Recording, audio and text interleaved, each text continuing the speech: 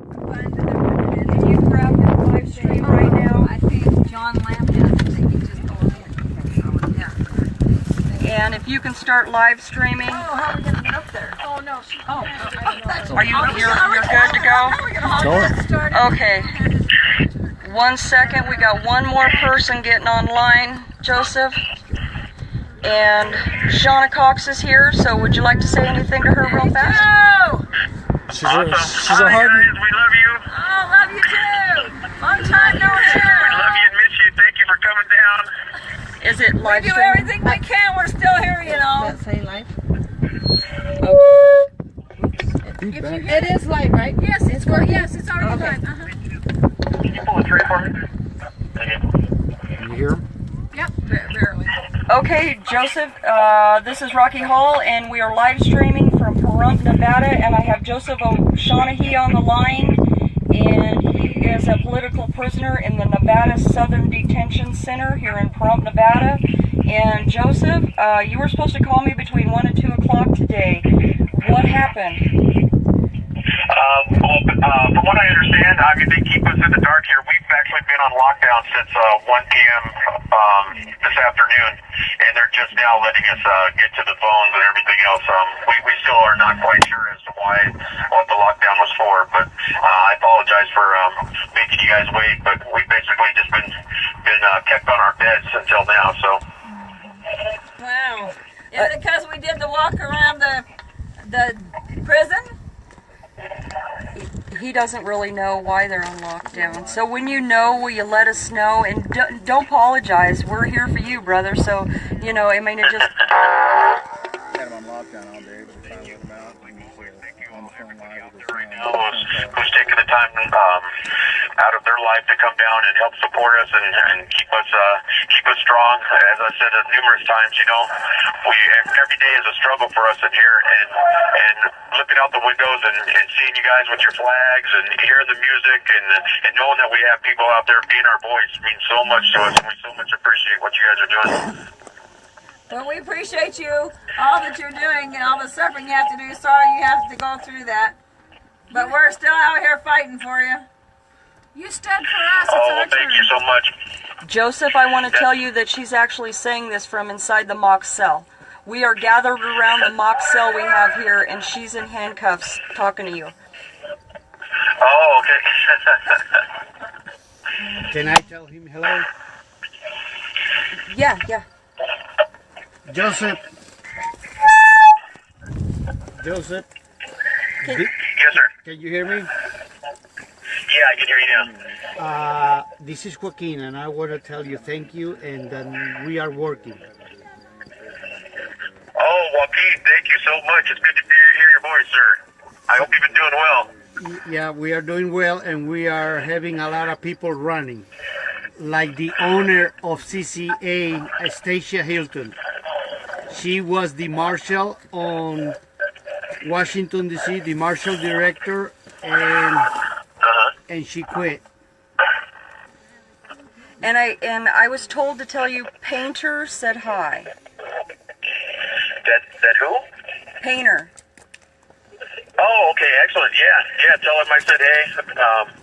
That's awesome. You know, like I said, you know, we're so used, especially a couple of us, we're so used to being the voice of people that, you know, of exposing the tyranny, exposing the corruption, and getting out there and making people aware. And I think that's one of the major reasons why they have a few of us in here, because we are so outspoken and we do command such a following that they knew that if we were on the outside while this all took place, that we would be out there. And I think that was the scariest thing. You get in here and they basically take your voice away. So to know you guys are out there being our voices for us, that you're supporting the cause and you're making the corruption and tyranny known to the rest of the country. I mean, that is the most important part out of all this is just making sure that I think America is slowly waking up. I was so afraid, you know, I was terrified when I got on in here that they were just going to drag it out and people were going to lose interest and you know, we basically just be forgot about. But to know you guys, it's actually gotten bigger and it's gotten stronger, and we're seeing it more and more every day. More and more people are waking up, and it's just you know, it warms your heart to know that the sacrifices that you're making and the suffering that we're going through in here, that at least it's doing some good. good out there, and hopefully in the end we'll prevail. I've got some news to give you. I'm going to have somebody else give it to you. Yeah, you know. I don't remember what she said though. I'm sorry. Do you remember what? Oh, Yeah. Carol just told us.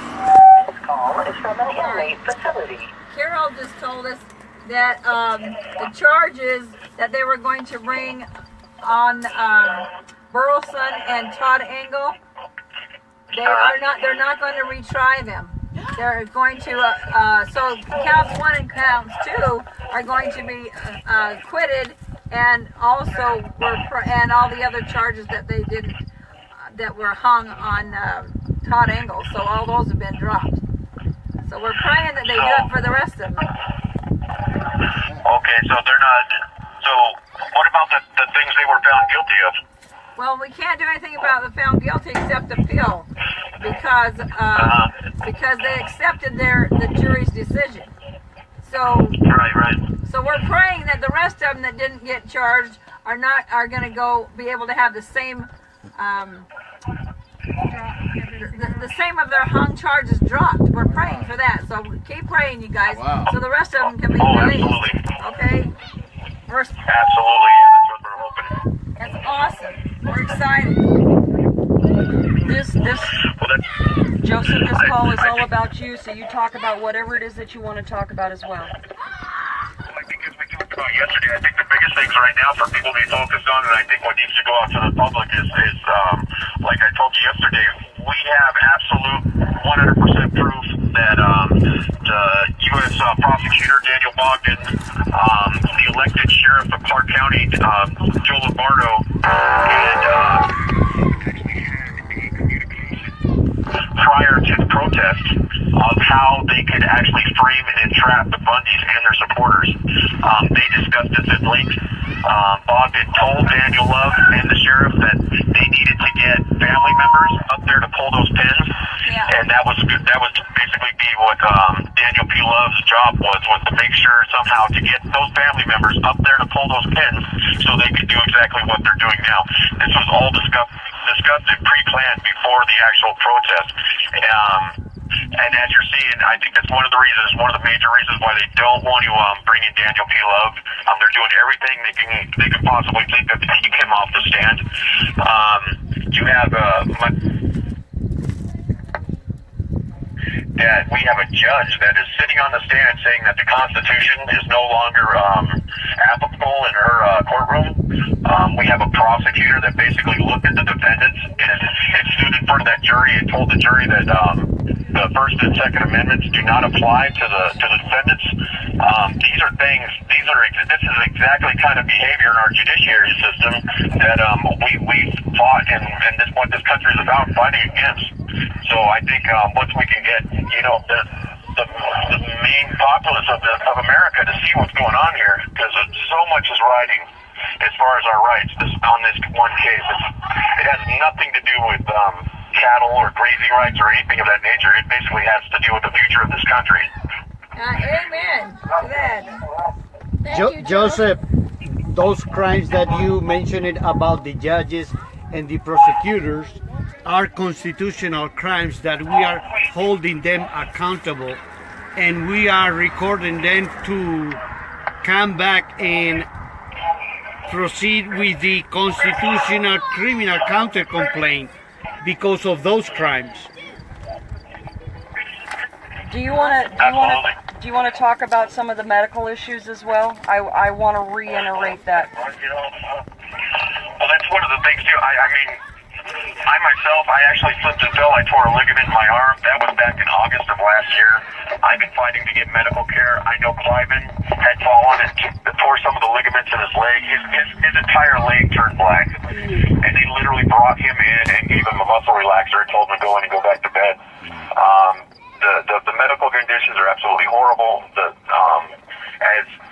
That's one thing too. I think that's one of the reasons why God has us in this position, so we can actually expose the absolute misconduct and incompetence from these for-profit facilities.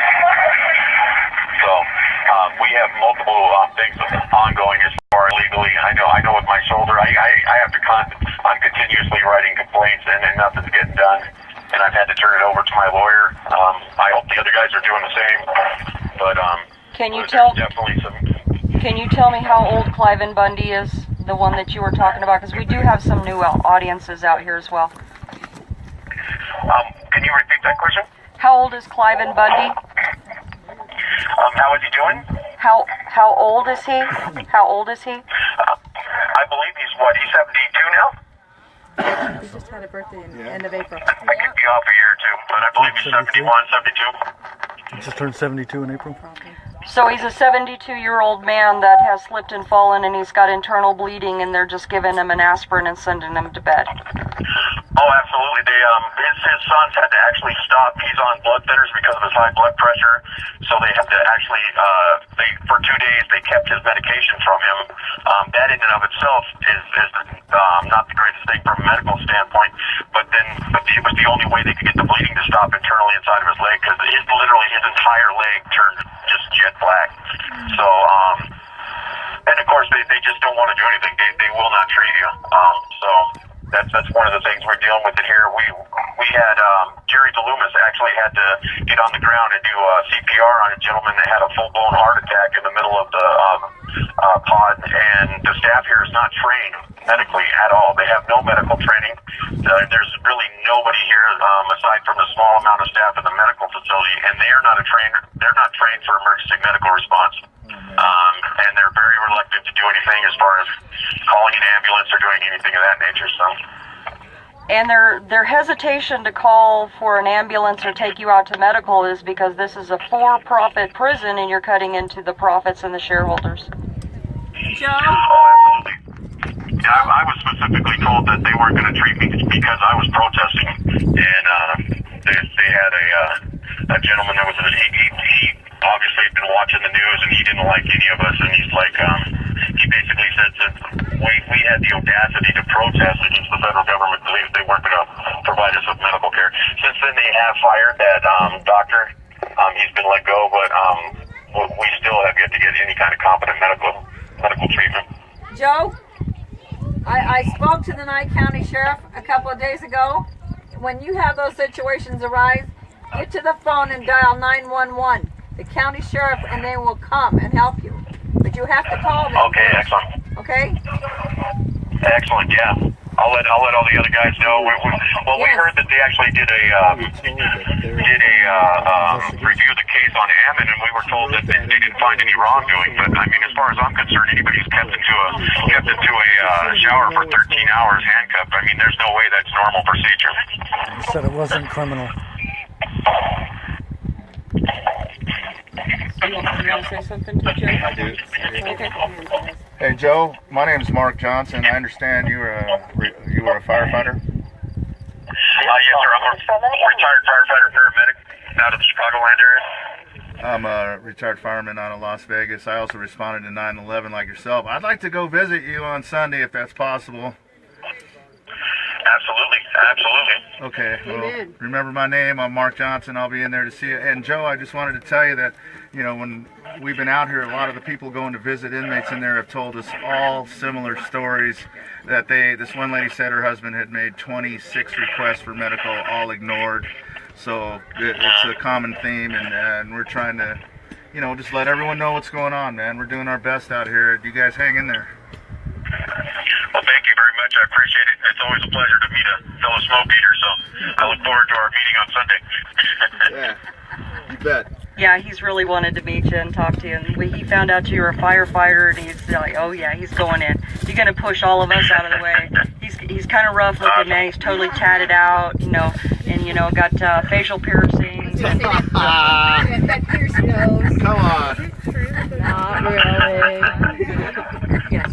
Don't believe that, Joe. Yes. We have Joe O'Shaughnessy on the phone right now. Hi Joe, it's Kelly Stewart. How are you? Hi, Kelly. How you doing? We're hanging in there. Good.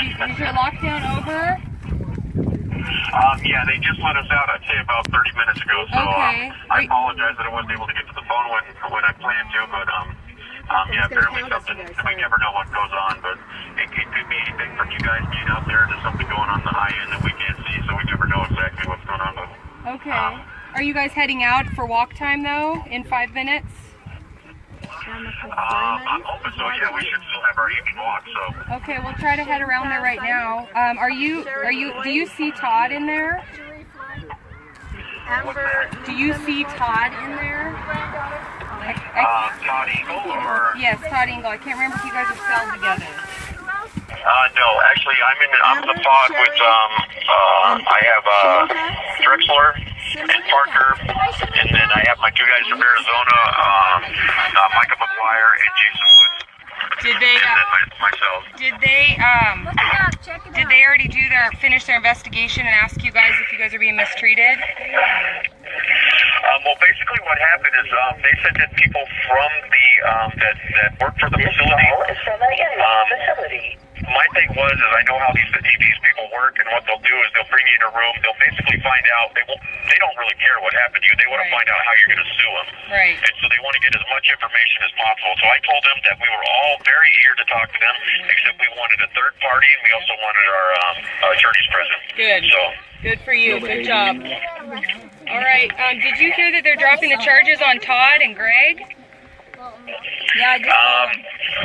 People keep saying dropping charges. I'm trying to figure out those. That's what I'm trying to understand too. Hey, I told them they didn't drop. Yeah, that's. I haven't heard anything. I mean, I heard that they weren't going to go forward and try to take them back to court because I believe they felt that they still were going to get enough years out of them.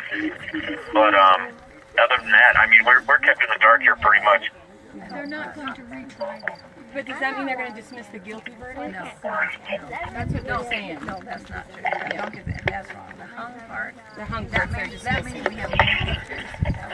Yes, that's a good thing. Okay. And all the other ones. The women are gossiping right now, partner, so hold on. So they're not So dismissing. you know what? They're gonna cut me off because I gotta eat. So They're only dropping the hung jury charges, Joe. So don't spread any false stuff. They're only dropping the hung jury charges, not the guilty. Oh, okay. On the two. All right. Well, I just want to say once again, thank you to everybody that came out and how much we appreciate you and how grateful we are to have you guys out there and how much it means to us. We love you all so much, and thank you for your continued support and not forgetting about us and keeping up the fight. But I got to run now, but I love you guys and y'all take care. Thank you.